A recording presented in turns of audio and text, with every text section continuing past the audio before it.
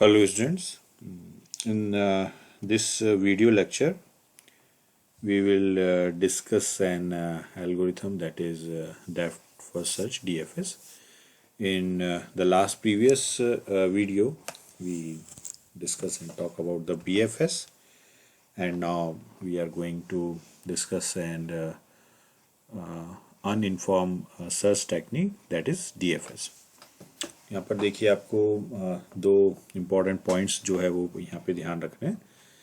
DFS algorithm के अंदर आप किसी नोड से स्टार्टिंग करेंगे और उस नोड से स्टार्ट करने के बाद उसकी जो मैक्सिमम डेप्थ है, अभी हम एग्जांपल लेंगे तो उससे और क्लियर होगा, जो मैक्सिमम डेप्थ है वहाँ तक जाएंगे और इस तरीके से हम वन बाय वन नोड को जो है वो प्रोसेस करते हुए जो डीएफएस है, डेप्थ फर्स्ट सर्च है एल्गोरिथम, उसका इम्प्लीमेंटेशन करते हैं। नेक्स्ट इंपॉर्टेंट चीज़ कि डीएफएस के अंदर जो डेटा स्ट्रक्चर यूज में लिया जाता है वो है आपका स्टैक, जिसमें मैंने यहाँ पे मेंशन भी किया है, इम्प्लीमेंट यूजिंग स्टैक। एंड दो स्टैक का कंसेप्ट है वो क्या है आपका, लास्ट इन फर्स्ट आउट। जैसे बीएफएस के अंदर हमने क्यू यूज में लिया था फर्स्ट इन फर्स्ट आउट, ऐसे डीएफएस के अंदर हम लास्ट इन फर्स्ट आउट वाला कंसेप्ट जो है वो यूज में लेंगे। दो इंपॉर्टेंट पॉइंट जो आपको मेमोराइज रखने हैं वो क्या है। First point, start from root node and follow each path of its greatest depth node before moving to the next path. And the second point is because DFS is an recursive implementation of searching, then it implemented using stack. चलिए एक बार algorithm को एक बार set of steps देख लेते हैं। बहुत simple है। Simple आपको क्या करना है कि स्टार्टिंग पॉइंट, एक स्टार्टिंग नोड जो है वो सेलेक्ट करना है। यदि आप रूट नोड से स्टार्ट कर रहे हैं तो रूट नोड आपका स्टार्टिंग नोड हो जाएगा। और उसके बाद हम जानते हैं कि स्टैक के अंदर दो ऑपरेशन परफॉर्म होंगे। यदि आप स्टैक के अंदर डेटा इंसर्ट कर रहे हैं that is push operation, stack में से डेटा निकाल रहे हैं दैट इज पॉप ऑपरेशन। तो जो पुश एंड पॉप ऑपरेशन होंगे वो आपके स्टैक के एक एंड से ही होते हैं, और जो भी हम प्रोसेस यहाँ पे करेंगे वो प्रोसेस हमको कंटिन्यूसली तब तक करना है जब तक आपका स्टैक जो है वो एम्प्टी नहीं हो जाता। क्लियर?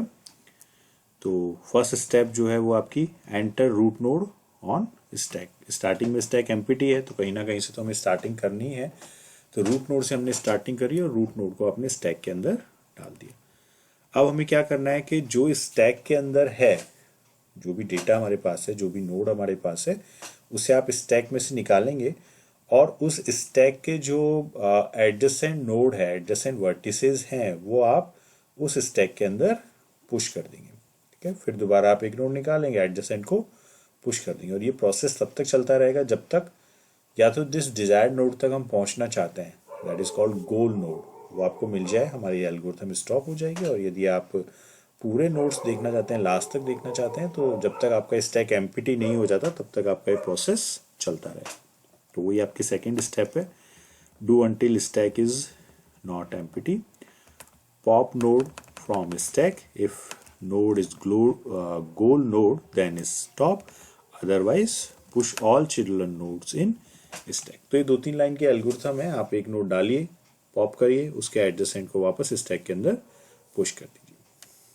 ठीक है, चलिए अब ये जो स्टेप है इन्हें हम इम्प्लीमेंट कैसे करेंगे, तो एक बार थोड़ा सा एक एग्जांपल से हम इसे समझने की कोशिश करते हैं।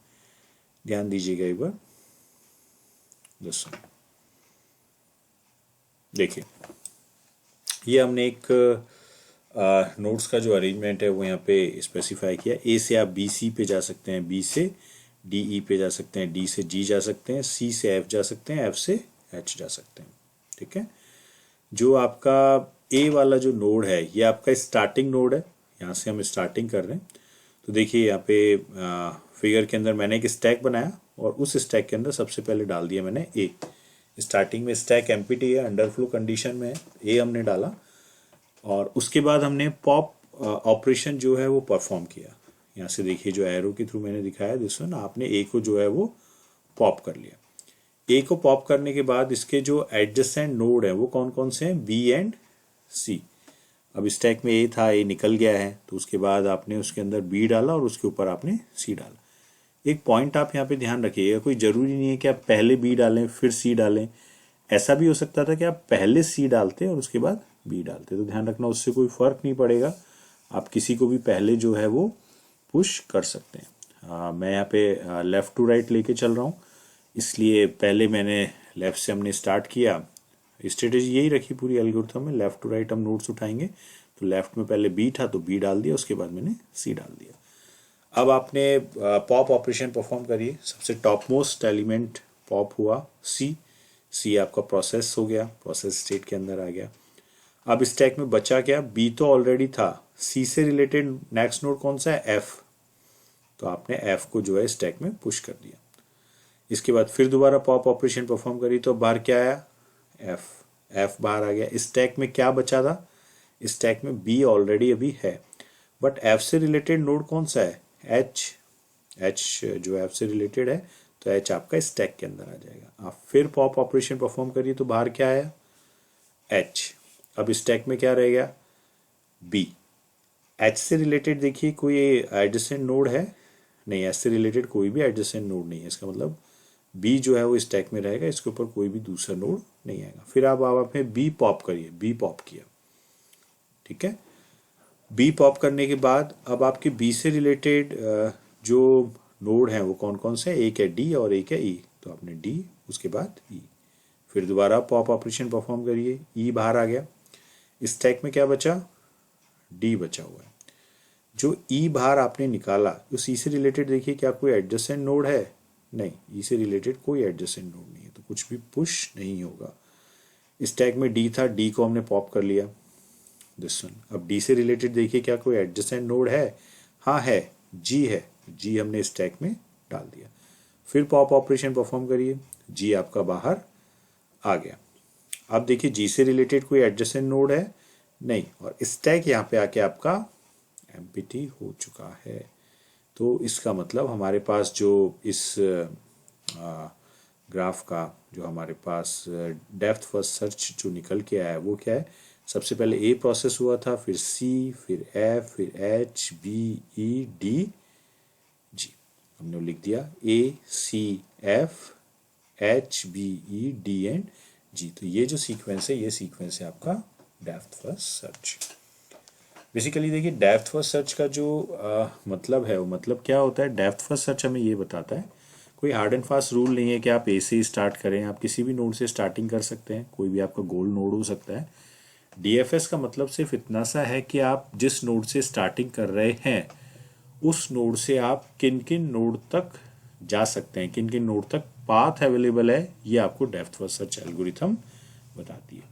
मैंने स्टार्टिंग कहाँ से करी थी, ए से, और मेरे पास सीक्वेंस क्या निकल के आया, ए, C, F, H, B, E, D, जी। इसका मतलब क्या है, मैं ए से सी जा सकता हूँ, मैं ए से एफ जा सकता हूँ, मैं ए से एच जा सकता हूँ, मैं ए से बी जा सकता हूँ, मैं ए से ई जा सकता हूँ, मैं ए से डी जा सकता हूँ, मैं ए से जी जा सकता हूँ। ए से जितने भी नोड हैं हर नोड के लिए पाथ जो है वो अवेलेबल है। That is the meaning of depth first search, ठीक है। तो इसका आप लोग ध्यान रखना कि डेप्थ फर्स्ट सर्चिंग के अंदर जो हमारा डेटा स्ट्रक्चर यूज हो रहा है वो कौन सा है, आपका स्टैक है, क्योंकि हम एक पर्टिकुलर नोड से स्टार्ट करते हैं और उस नोड से जितने भी कनेक्टेड नोड हैं उनकी डेप्थ तक जाकर हम जो है अपना जो सर्चिंग है उसे करते हैं और उसके बाद नोड्स को जो है वो प्रोसेस करते हैं, ठीक है। तो ये आपकी एक सिंपल सी डेप्थ फर्स्ट सर्च एल्गोरिथम है।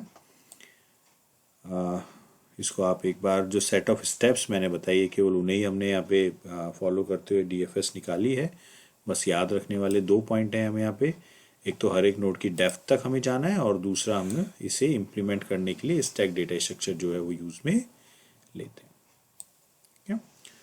चलिए अभी ये वीडियो लेक्चर में यहीं स्टॉप कर रहा हूँ, नेक्स्ट वीडियोस के अंदर हम और एल्गोरिथम के साथ जो है वो आपसे इंटरेक्ट करेंगे, ठीक है। Thank you all of you.